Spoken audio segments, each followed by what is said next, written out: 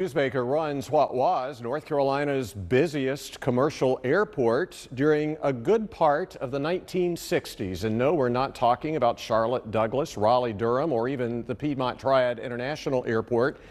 It was Smith Reynolds Airport in Winston-Salem. Needless to say, a lot has changed since then. Commercial passenger airline service ended there in 2000.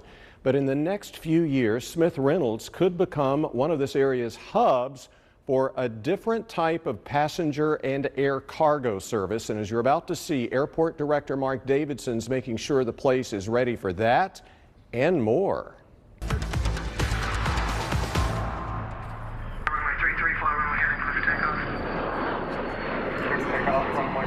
In the top of this building off Liberty Street, clear for the low approach to 33. with a clear southern view of the Winston-Salem skyline, Clear for approach after your low approach, circle south, enter right base runway 4. business is landing and taking off at Smith Reynolds Airport. Recognize 782, contact range for departure, have a good day.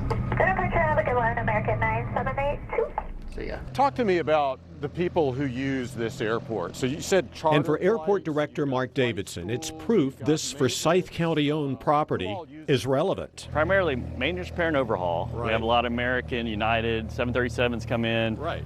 Flight school, and a lot of corporate. Add charter and recreational flights to that list, and you have an airport that has the greatest economic impact of all the general aviation airports in North Carolina. I think over 3,500 employees are linked to the airport here. Unbelievable, yeah. And over 800 million in economic impact. Among the big employers, North State, which services, maintains, and overhauls these big passenger jets, and Signature Aviation, which among other things runs the airport's general aviation services. Airport 1, Roger, proceed, Foxtrot, left turn on runway 1533. Airport 1 proceeding on Foxtrot. Take a quick trip down the main runway. This is your longest runway. Yes. How long is it? 6,655 feet. You'll see the large laboratory that supports Forsyth Tech's aviation program. But no building represents the airport's past and future quite like the terminal. Built in the early 1940s, it's about to undergo a nearly $12 million renovation. This is what the front and rear exterior will look like. Inside, the airport will donate the stained glass window that overlooks the lobby to a local museum. And the room will turn into this departure arrival area where Signature will welcome general aviation clients. Notice the bottom of a plane hanging from the ceiling? It'll be a 1931 Savoia Marchetti, the same model of the plane airport namesake, Z. Smith Reynolds, once solo piloted from London to Hong Kong. Why spend that much money on a terminal renovation when you don't have commercial passenger service? What would your answer be? Well, if we did have commercial passenger service, that type of terminal is outdated. It's too small. Yeah. So it's perfect for the kind of traffic we have. And the kind of traffic it could have in the future.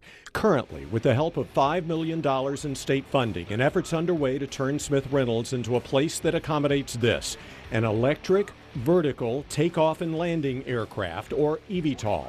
A company out of California, Joby Aviation, has designed this to be part of air taxi services that move small groups of people or cargo via short, low-altitude flights. Give me an example of how someone might use one of these planes here at Smith Reynolds. This could actually be like a transportation hub. Okay.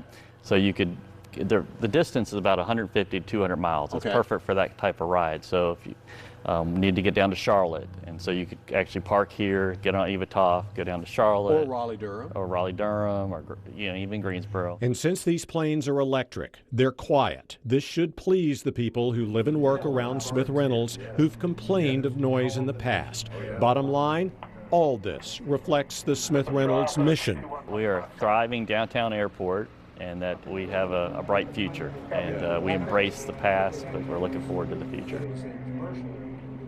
Davidson believes we could see these electric air taxis flying in and out of Smith Reynolds within the next 2 to 3 years. In fact, just last week, Joby Aviation, whose aircraft you just saw, flew its first air taxi flight in an urban setting, New York City. It envisions these planes, which can recharge in about 5 minutes, could be shuttling people from Manhattan to JFK Airport by 2025. Imagine what they could do shuttling passengers from Smith Reynolds to, say, like Atrium Wake Forest Baptist Health in the future. And Joby believes flight cost will likely be comparable to a ride share in a car.